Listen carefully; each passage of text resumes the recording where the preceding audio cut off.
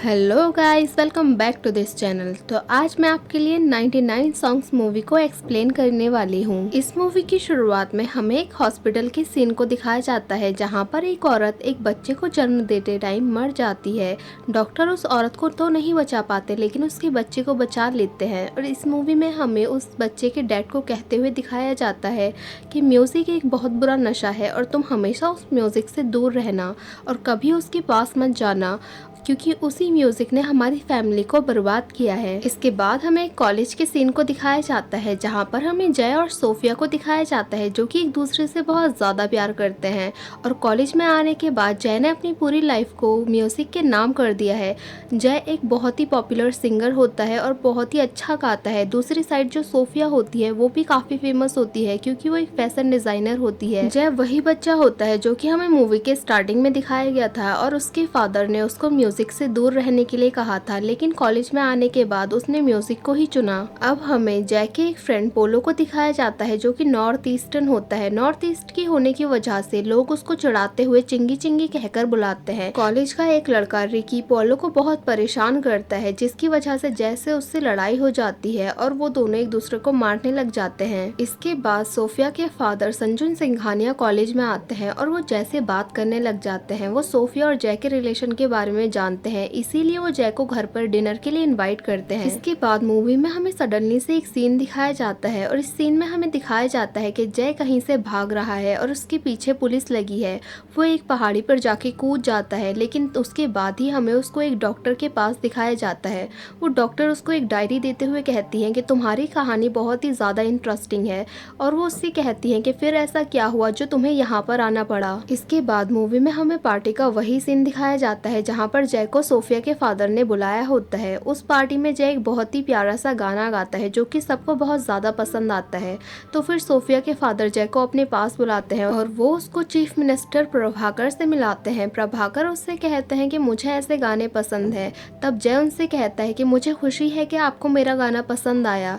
तब प्रभाकर उससे कहता है कि मैंने ऐसा कब कहा कि मुझे तुम्हारा गाना पसंद आया। और वो उससे कहते हैं कि गानों में दो चीज़ें होती हैं, एक तो सच्चाई और एक अच्छाई। वो कहते हैं तुम्हारे गाने में अच्छाई तो है लेकिन सच्चाई मुझे नजर नहीं आई। और ये कहकर वो यहाँ से चले जाते हैं। इसके बाद संजू जय को अपने पास बुलाता है और उससे कहता है कि मैं एक म्यूजिक कंपनी क्रिएट करना चाहता हूँ। और वो उससे कहता है कि मैं एक ऐसा ऐप बनाना चाहता हूँ जिससे कि म्यूजिक दुनिया के कोने कोने में पहुँच सके और सभी लोग उसको सुन सके। लेकिन जय उसको ये कहकर मना कर देता है कि मैं म्यूजिक का व्यापार नहीं करना चाहता, और वो कहता है कि मैं ऐसे सॉन्ग्स बनाना चाहता हूँ जिसकी हेल्प से लोगों की जिंदगी बदल जाए। और जय को पूरा यकीन था कि सॉन्ग ही एक ऐसी चीज है जो कि किसी की जिंदगी बदल सकते हैं। ये बात सुनकर संजू जोर जोर से हंसने लग जाता है और वो उसका बहुत मजाक उड़ाता है। और वो उससे कहता है कि कोई ऐसा एक गाना तुम बना सकते हो जो कि किसी की जिंदगी बदल दे। और इसके बाद वो कहता है कि एक ही क्यों, तुम ऐसे 100 गाने बनाओ जो लोगों की जिंदगी बदल दे। और वो उससे कहता है कि जिस दिन तुमने ऐसा कर लिया उस दिन तुम सोफिया से शादी कर सकते हो। ये बात सुनकर जय थोड़ा चुप हो जाता है और उसको समझ नहीं आता। इसके बाद वो कॉलेज वापस जाता है और पोलो को सारी बात बताता है। ये बात सुनने के बाद पोलो जय को एक ऑफर देता है और कहता है कि तुम मेरे घर मेरे साथ शिलोंग चलो, और शिलोंग आने के बाद तुम एक क्या ऐसे काउंटलेस गाने लिख सकते हो। अब जय को पोलो की बात सही लगती है और वो सोफिया के लिए एक लेटर लिखता है और उसमें लिखता है कि वो किसी काम से बाहर जा रहा है, लेकिन वो उसको वो काम नहीं बता सकता और वो शिलोंग के लिए निकल जाता है। पोलो के घर पहुंचने के बाद जय को पता चलता है कि पोलो की पूरी फैमिली म्यूजिक की फैमिली है, और वहाँ पर जाने के बाद उसको टाइम का पता ही नहीं चलता और वो दिन ब दिन गाने लिखते जाता है। लेकिन एक टाइम के बाद उसको कुछ भी समझ नहीं आता और उसका म्यूजिक जैसे थम सा जाता है। तभी पोलो को जैज लव का ख्याल आता है और वो उसको जैज लव क्लब में लेकर जाता है। वहाँ पर उनको शीला मिलती है और जब शीला जय को परफॉर्म करते टाइम देखती है तो उसको जय का काम बहुत ज़्यादा पसंद आता है और वो पोलो और जय दोनों को ही अपने बैंड में काम दे देती है। लेकिन इस क्लब में काम करते करते जय और शीला की नज़दीकियाँ बढ़ने लग जाती है और पोलो को ये बात बिल्कुल भी पसंद नहीं आती। उसको लगता है कि जय शीला के लिए सोफिया को धोखा दे रहा है, और लेकिन यहाँ पर ऐसा कुछ भी नहीं होता है।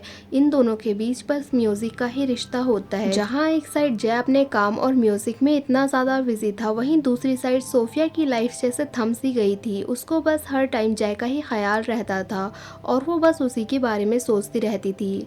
सोफिया को एक पेरिस से लेटर भी आता है काम काम के लिए, लेकिन वो नहीं जाना चाहती और वो सब कुछ छोड़ छाड़ के जय के पास जाने के लिए रेडी हो जाती है। दूसरी साइड पोलो अपनी शादी की अनाउंसमेंट जय के सामने करता है और उसकी एंगेजमेंट पार्टी में पोलो का एक फ्रेंड ड्रग्स लेकर आता है। वो लोग ड्रग्स ले ही रहे होते हैं कि तभी वहाँ पर पुलिस आ जाती है। ये पार्टी जैस क्लब में हो रही होती है तो जय शीला के पास चले जाता है। शीला उससे कहती है कि उसके सर में दर्द हो रहा है, इसलिए उन लोगों को कॉफ़ी पी लेनी चाहिए। वो दोनों कॉफ़ी पीते हैं। इसके बाद पोलो के पास पुलिस आती है और वो उससे कहती है कि तुम्हारे फ्रेंड को कुछ हो गया है। जब पोलो वहाँ पर जाकर चेक करता है तो जय और शीला का बहुत ही बुरा एक्सीडेंट हुआ होता है। इस एक्सीडेंट में जय बहुत ही बुरी तरह से घायल होता है और शीला ऑलमोस्ट मर ही चुकी होती है। और ये वही दिन होता है जिस दिन सोफिया जय से मिलने के लिए आने वाली होती है। वो घर से निकल ही रही होती है कि तभी उसके डैड उसके पास आते हैं और उसको फ़ोन में एक न्यूज़ दिखाते हैं जिसमें लिखा होता है एक सिंगर और पियानिस्ट का पैशन एक कार क्रैश में बदल गया। ये न्यूज़ देखकर सोफिया पूरी तरह से टूट जाती है और उसकी लाइफ पूरी तरह से चेंज हो जाती है। इसके बाद सोफिया पूरे दिन बस पेंटिंग ही बनाते रहती है और वो पेंटिंग बना बना के जैसे पागल हो रही थी। जहाँ वो एक साइड ऐसा कर रही थी और दूसरी साइड पुलिस जय को बहुत ही बुरी तरह से मार रही थी। पुलिस का कहना था कि उसने इतने ड्रग्स लेकर गाड़ी नहीं चलानी चाहिए थी, क्योंकि जितने उसने ड्रग्स लिए थे उस हालत में उसको गाड़ी चलाना तो दूर, उसको घर पर ही रहना चाहिए था। और जितने भी लोग जय को जानते थे उन लोगों को पता था कि जय का ड्रग्स लेना तो दूर, बल्कि वो तो शराब को भी हाथ नहीं लगाता था। इसके बाद पोलो जय के डॉक्टर से मिलने के लिए जाता है। तब उसको पता चलता है कि जय के ब्लड में क्रिस्टल मिथ नाम के ड्रग्स मिले हैं। तो पोलो उससे कहता है कि इसमें जय की कोई भी गलती नहीं थी, बल्कि वो कहता है कि जिस दिन रेड पड़ी थी उस दिन ड्रग्स मेरे पास थे और वो कहता है कि मैंने ही कॉफ़ी की केतली में वो सारे ड्रग्स डाल दिए थे। और जब उन लोगों ने वो कॉफ़ी पी तो उन लोगों को पता नहीं था कि उसमें ड्रग्स हैं। इसके बाद वो गाड़ी लेकर वहाँ से चले गए और उन लोगों का एक्सीडेंट हो गया। ये बात सुनने के बाद डॉक्टर उसको बहुत ज़्यादा डांटते हैं, क्योंकि वो पोलो के फादर के फ्रेंड होते हैं, इसीलिए वो पोलो के ऊपर कोई भी एक्शन नहीं लेते। और वो पोलो को बताते हैं कि उस दिन जय के ब्लड में इतनी ज़्यादा ड्रग्स की मात्रा थी कि उसकी जान भी जा सकती थी। इसके बाद वो पोलो को एक रास्ता बताते हैं और कहते हैं कि अगर जय को ड्रग एडिक्ट साबित कर दिया जाए तो उसको कोई भी सज़ा नहीं होगी, और बल्कि उसकी जितनी भी सज़ा होगी वो रिहैबिलिटेशन सेंटर में होगी।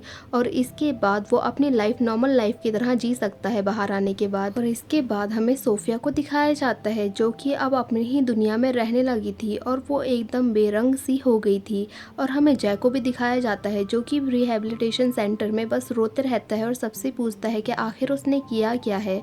इसके बाद हमें वही सीन दिखाया जाता है जो कि हमें मूवी के बीच में दिखाया गया था, जब जय इस रिहैबिलिटेशन सेंटर से भागने की कोशिश करता है और वो बस पहाड़ी से कूदने ही वाला होता है कि उसको पुलिस वाले पकड़कर उस डॉक्टर के पास ले आते हैं और वो डॉक्टर उसको सिंपथाइज करती है। इसके बाद पोलो उससे मिलने के लिए आता है और वो जैसे कहता है कि अब उसके पास सारे डॉक्यूमेंट्स हैं, इसीलिए उसको इस रिहैबिलिटेशन सेंटर में ज़्यादा दिन रहना नहीं पड़ेगा। तो जय उससे कहता है कि इसमें किसी की भी गलती नहीं है और उसके फादर उससे हमेशा से कहते थे कि म्यूज़िक सबकी ज़िंदगी बर्बाद कर देता है। और वो कहता है कि उन्होंने मुझसे प्रॉमिस लिया था मैं कभी म्यूज़िक में नहीं आऊँगा और मैंने उनका प्रॉमिस तोड़ा है। और वो कहता है कि शायद ये मेरी सज़ा है जो मुझे मिल रही है उनके प्रॉमिस को तोड़ने की। एक दिन रिहैबिलिटेशन सेंटर में जैसे मिलने के लिए एक आदमी आता है। जय उस आदमी को देखकर पूरी तरह से हैरान रह जाता है, क्योंकि वो आदमी जय को हर जगह दिखाई देता था। जब वो उससे मिलता है तो वो उससे पूछता है कि आप कौन हैं। वो आदमी उसको एक तस्वीर देता है जिसमें उसकी माँ और उसके पापा साथ में होते हैं। वो आदमी उसको बताता है कि तुम्हारी माँ बहुत खूबसूरत थी और वो बहुत ही ज़्यादा सुंदर गाना गाया करती थी। और वो उसको बताते हैं कि जब तुम्हारे पिता तुम्हारी माँ से मिले तो उनकी पहले से ही सगाई हो गई थी उनकी बॉस की बेटी से, लेकिन उनको तुम्हारी माँ इतनी पसंद आई कि उन्होंने उनसे शादी करने के लिए अपने बॉस से की गई बेटी से सगाई तोड़ दी। और वो कहते हैं कि फिर उन दोनों ने शादी कर ली। और वो उसको बताते हैं कि तुम्हारी माँ का म्यूज़िक इतना ज़्यादा अच्छा था कि सब लोगों ने बहुत ज़्यादा पसंद किया और वो दिन ब दिन बहुत ज़्यादा फेमस होती गई। लेकिन उसके साथ ही तुम्हारे पापा का काम बहुत ज़्यादा ठप होता गया और बहुत बेकार चलने लगा। और एक दिन ऐसा आया कि तुम्हारे पिता तुम्हारी माँ से जलने लगे और जब वो प्रेग्नेंट थी तो उन्होंने उनका गाना गाना बिल्कुल बंद कर दिया, लेकिन वो फिर भी छुप छुप कर एक धुन को गुनगुनाया करती थी। और वो ये धुन इस उम्मीद में गाती थी कि जय जब बड़ा होगा तो शायद उसको वो ये धुन याद रहेगी। लेकिन उसके हस्बैंड उसको ये धुन गाते हुए सुन लेते हैं और वो बहुत ज़्यादा गुस्से में आ जाते हैं और गुस्से में आने के बाद वो सारे म्यूज़िकल इंस्ट्रूमेंट तोड़ देते हैं। इसके बाद ही उसकी मॉम मॉम को डिलीवरी पेन स्टार्ट हो जाता है और जब उनको हॉस्पिटल ले जाया जाता है तो जय को जन्म देते टाइम उनकी डेथ हो जाती है। अब कहीं ना कहीं जय को समझ में आ जाता है कि उसका जो म्यूजिक में लव है वो उसकी मॉम की वजह से ही है। अब पोलो सारी की सारी लीगल फॉर्मेलिटीज को पूरा कर लेता है और वो जय को रिहैब से निकालने के लिए जाता है। जैसे ही जय रिहैब से निकलने ही वाला होता है कि वो डॉक्टर से कहता है कि उसके माइंड में एक धुन आई है और वो उसको अभी के अभी गाना चाहता है। जो गाना जय गा रहा होता है तो पोलो उसको रिकॉर्ड कर लेता है और वो एक पेन ड्राइव में डालकर उस गाने को रिकी के पास ले जाता है। रिकी उनका वही क्लासमेट होता है जो कि उनको कॉलेज में परेशान किया करता था। क्योंकि रिकी अब एक रेडियो जॉकी बन गया था तो पोलो उस गाने को एक पेन ड्राइव में डालकर उसके पास छोड़ जाता है। जब रिकी उस गाने को सुनता है तो रिकी को वो गाना बहुत ज्यादा पसंद आता है और वो उस गाने को ऑन एयर कर देता है। जब सब लोग उस गाने को सुनते हैं तो सभी को वो गाना बहुत ज़्यादा पसंद आता है और ये गाना चीफ मिनिस्टर प्रभाकर भी सुनते हैं। जब वो गाना सुन रहे होते हैं तो रास्ते में जाते टाइम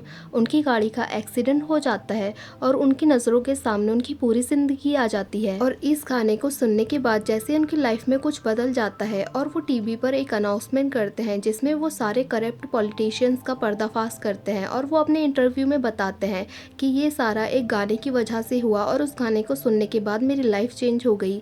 ये इंटरव्यू संजू भी देख रहा होता है। तब उसको पता होता है कि जय के गाने की बात कर रहे हैं और उसको अपनी गलती का एहसास होता है। इसके बाद हमें जय को दिखाया जाता है जो कि अपनी माँ के पुराने घर में जाते हैं और वहाँ पर ही सोफिया भी आई होती है। अब ये दोनों एक दूसरे को हक करते हैं और यहाँ पर इस मूवी की हैप्पी एंडिंग हो जाती है। सो गाइज, अगर आपको ये मूवी अच्छी लगी हो तो लाइक करें, शेयर करें और कमेंट करें और सब्सक्राइब करें इस चैनल को ऐसी ही मज़ेदार वीडियोस को देखने के लिए।